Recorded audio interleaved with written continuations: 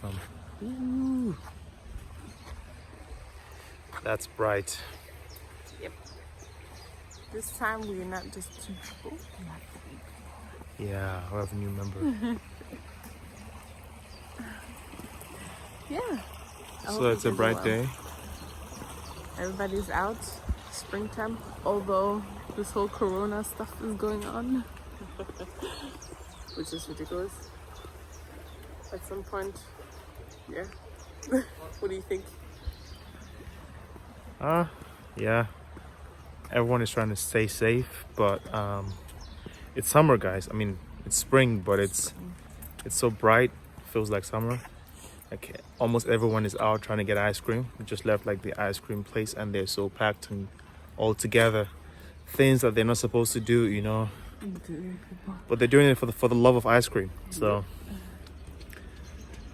nothing can stop People from getting Germans from getting ice cream. Not even Corona. Yep. Just taking a walk. I hope you guys are safe. You guys are well. Yeah. I hope you guys are not panicking. You're being careful, but you're not panicking. Like people are just getting every stuff from the supermarket. Like now you have no hand sanitizers, no toilet paper. Everything is just gone. Yep. That's when you discover how selfish people are. But yeah, today we're going to talk about the story, the birth story, like the whole process, and she'll be explaining to you guys how everything went. We both will be explaining. I think she's better. She's at the better position to explain because she knows what she felt. I saw something, but she's gonna tell you guys how it was. So get ready, get a coffee, whatever, a tea. Get comfortable, because the story is about to begin.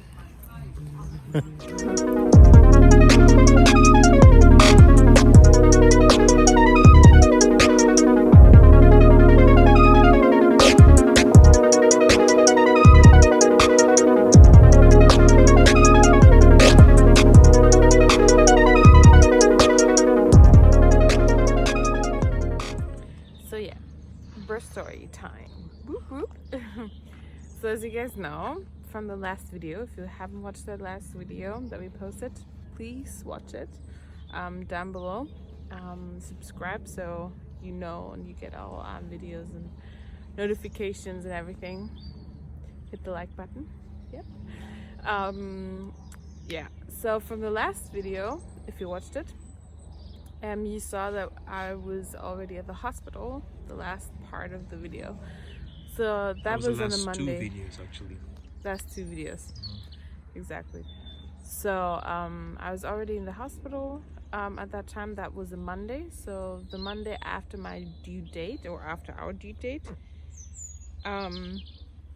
that's when we were at the hospital already. So we went in at 6 p.m. to get induced in a natural way, because this guy didn't want to come out. See, we needed some extra stuff to to get into labor and get contractions and everything. So we went in to contractions a little bit Monday night, so from Monday to Tuesday night, and then in the morning around 3 a.m. was it, honey? Yeah, around 3 a.m. I think my contractions stopped. And I think 3 or 4 a.m. in the morning. Yeah, they just stopped. I didn't felt anything anymore, and I was quite frustrated. So in the morning around 9, I think around 9, was it 9:30, something like that, I had to get induced with a specific kind of medication. A pill that would help me to get into labor. So we did that. I took it. Everything was normal throughout the whole process. I had good blood pressure. He had good blood pressure. Everything, like the heartbeat, everything was fine. But after I took that pill, nothing really happened. We went for a walk. I went up and down the staircases in the hospital. People were already looking at me. I'm like, I was really frustrated. I took a bath. I tried everything. That point in time, I was already like 3 centimeters dilated. And then, yeah. And how many centimeters did you need to be dilated to 10. go into labor? So you need 10 centimeters to get to be dilated, or to that's a very like that's how dilated you are once you give birth, basically. When you need to push. Yes, but before that, already actually to push you don't need 10 centimeters. You're You like already 7 start. or 8. You already start by 7-8 centimeters. So I was dilated 3 centimeters at that morning, even after taking that medication. So by 2 p.m. I had to take another dose. Yay!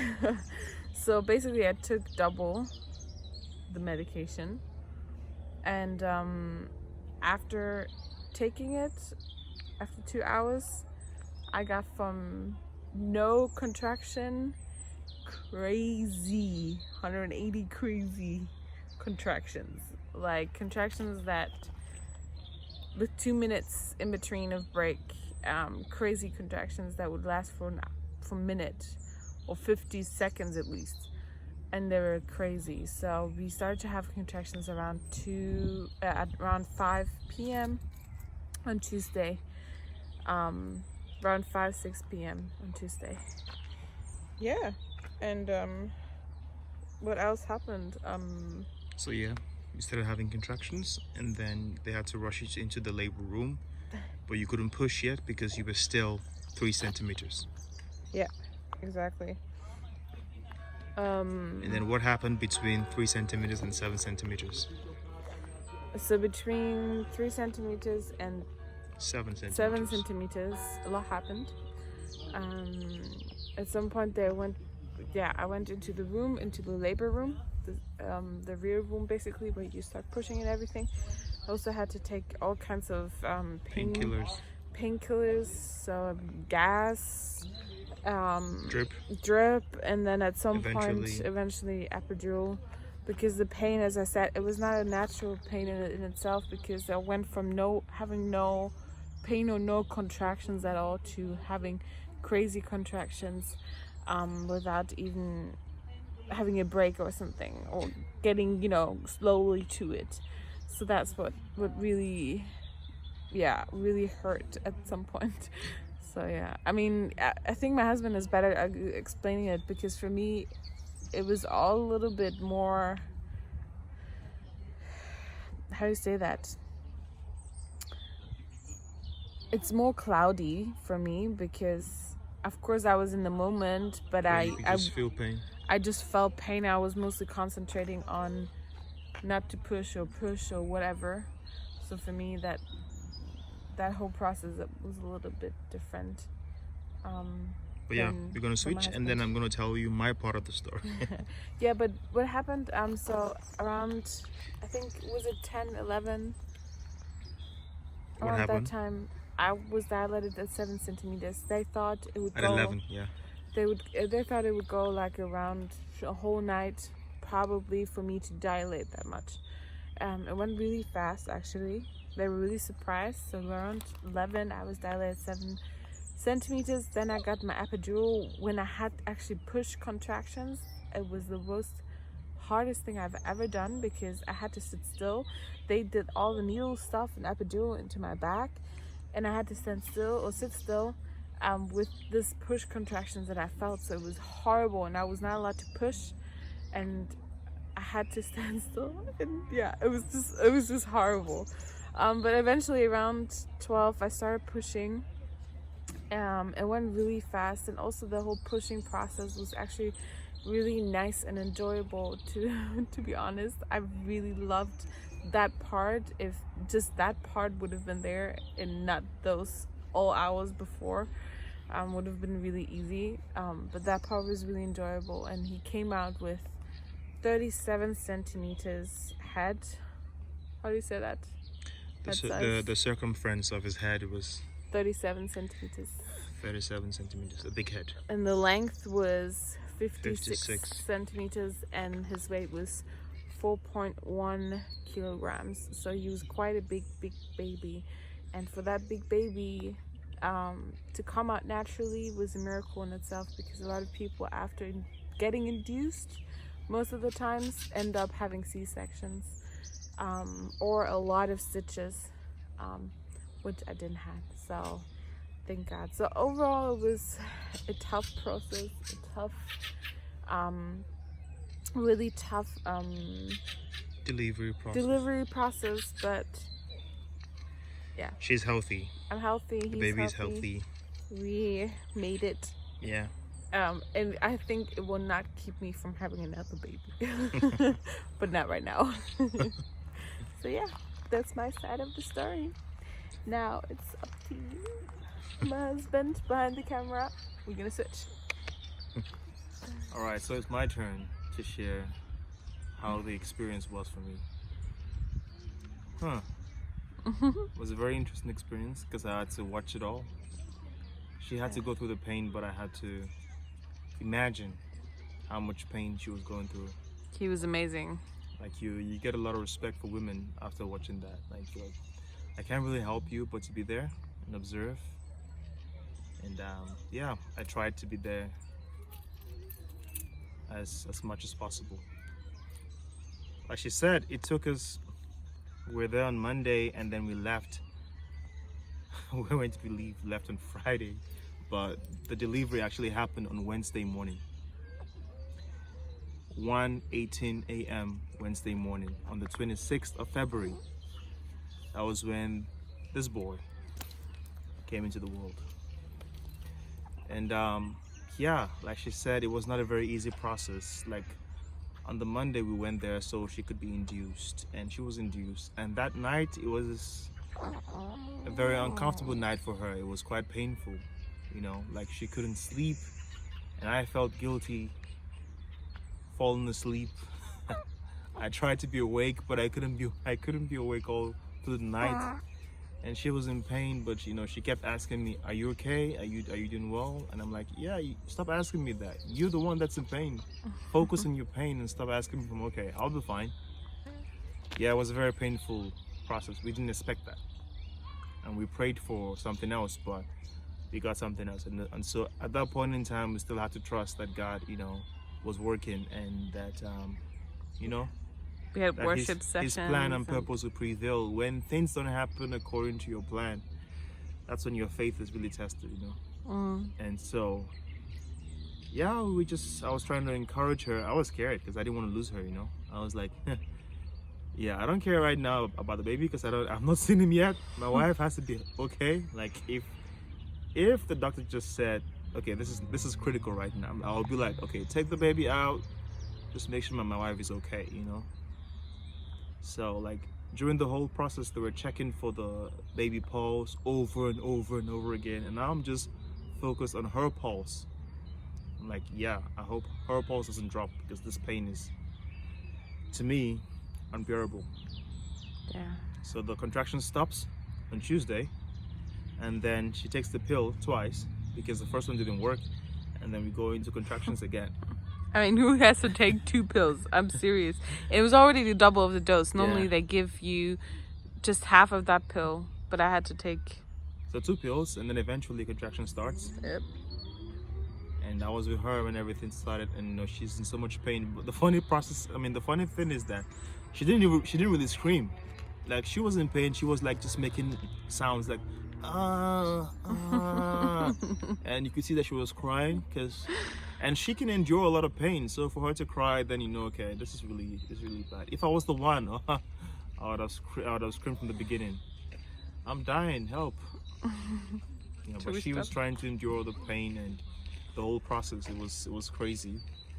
And then yeah, like I was trying to follow her everywhere that she went, because she couldn't, at some point she couldn't just walk by herself. She was still walking, but it was very painful. So I was trying to support her, like go to the bathroom and all this stuff. And when she was being injected with all the painkillers, I was just watching everything happen. It's not a very fun thing to watch. Yeah, to all the daddies out there watching us, I have a really big respect for that, because being the one in pain sometimes easier than being the one watching and being helpless. Yeah. So, and even when they were injecting the epidural into her, that was like the worst part, because man, they put it in her spinal cord. She can't see it, but I can see all the stuff, and I'm like, what are they doing to my wife, you know? So everything is going on and it's crazy. And then we come to the process, I mean the time when she had to push, and she was pushing like with so much strength. I respect that. Like, she wasn't really screaming much, she was pushing, and I was trying to help her, you know, encourage her to push. And eventually his head came out, and I saw his head coming out. he watched the whole thing. The this nurse, guy here, he watched the whole the nurse was thing. like, "You want to see?" I'm like, "Not really," but then I you know, I just bent over and I saw his big head coming out. I was like, "Whoa, this is freaky." I cannot watch this. With a lot of air. I can't believe that such a big head is coming out. I was able to touch it. I touched it. Yeah, I couldn't touch it, no. It was enough to see it. So I saw him coming out, and then eventually he came out.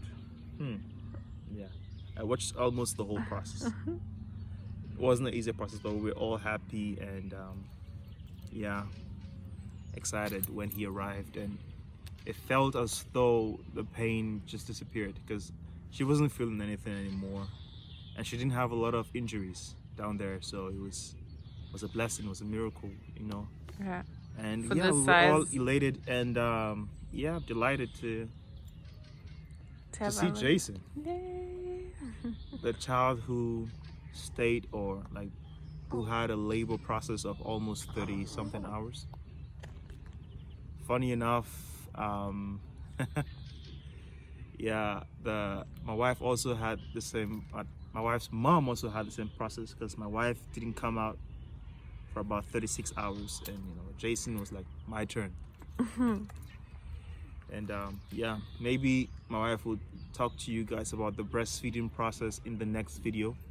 Yep. And what to do, how to not be frustrated with yourself when things are not working at the beginning. And yeah, I'll just stop here now and say we're happy to have Jason. And yep, the next video she'll share more about the breastfeeding part, because it's good that you guys have all the information, so you're not frustrated when things happen the way they should. Yeah. Okay, all right, so we'll see you guys in the next video. Yay. Have a wonderful day, and Stay ciao. blessed. Stay blessed. healthy. Stay healthy. Wash your hands. Yes. Keep your distance. Stay away. And subscribe.